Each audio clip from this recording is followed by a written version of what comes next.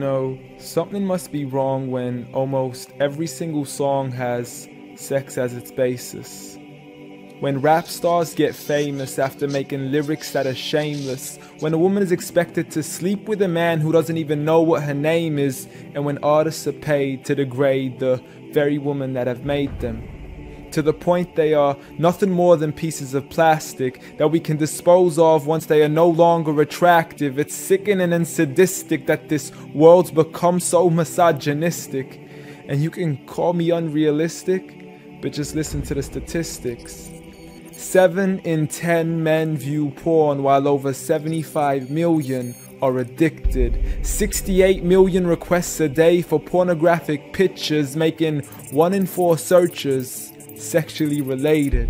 It's like nobody even knew she existed until she got naked, degraded and abused over and over again just to gain millions of views. It's a shame we've subdued to a definition of beauty which is so misconstrued, as we judge each other's looks off of Facebook likes, Instagram pictures to filter off what we really look like. See, we are so obsessed with our outside, we have slowly lost sight of who we really are in real life.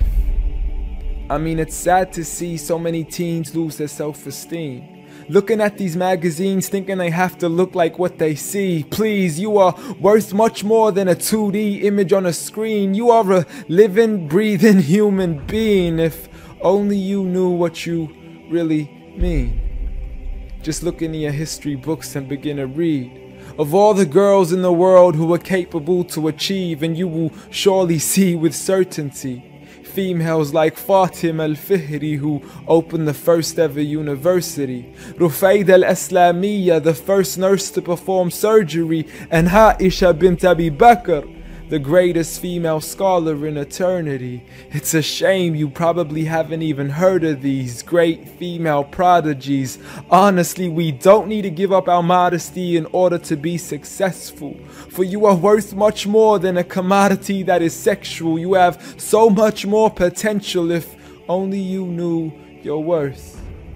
You could be like the greatest of all women to have walked this earth, like Mary, the mother of Jesus, chosen by Allah to be an example for the believers, a woman who stood strong even when she was abused, falsely accused and ridiculed for things she'd never ever do, so it didn't really matter when there was nobody else beside her, for she knew that God was Ar-Razzaq and her ultimate provider, and she had a trust in Him alone. Just like Asiya, the wife of Fir'aun, a woman who was brave and courageous, stood up for what was right and didn't let anybody change this. A woman who was fearless and laughed in the face of death, for she gave up the riches of this life for a palace in the next.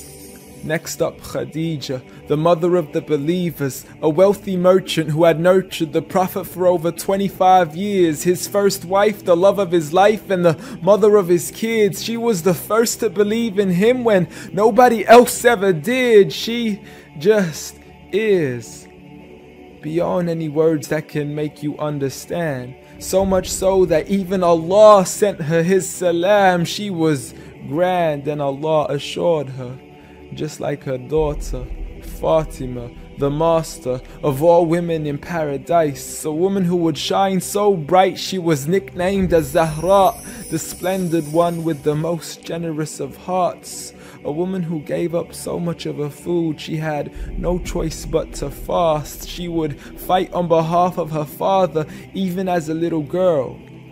And such are the examples of the greatest woman in the entire world. And it had nothing to do with how they looked, but for who they truly were. So ignore the standard of success defined by society, when God has said that the best of mankind are those who have piety, regardless of your shape, your color, or your race. For God does not look at your bodies, nor does He look at your face. Rather, He looks towards your heart and checks your faith. So at the end of the day, it doesn't matter what the people say or who they think you are, when you could be like the greatest of all women in the eyes of Allah. The greatest woman